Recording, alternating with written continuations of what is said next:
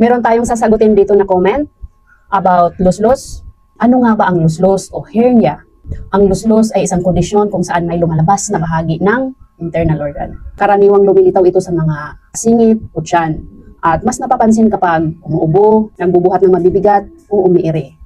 Sintomas, bukol o umbok na lumalabas lalo na kapag tumatayo o kumikilos. Pakiramdam ng bigat o pananakit sa lugar ng luslos. Hirap sa pagdumi, mga sanhi, pagbubuhat ng mabibigat, labis na timbang, madalas na pag-ubo. Mga natural na paraan para maiwasan o ma-manage ang luslos. Una, panatilihing tama ang timbang.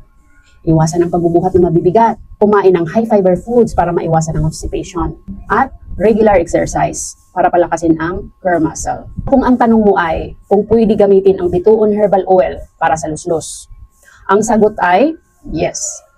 For external use lamang, pangpahid o pangtapal sa bukol, kabilang na dito ang hernia o luslos. Pero importante pa rin ang kumonsulta sa doktor para sa tamang diagnosis o treatment. Pwede mong tingnan ang customer's review o feedback. Bituon herbal oil.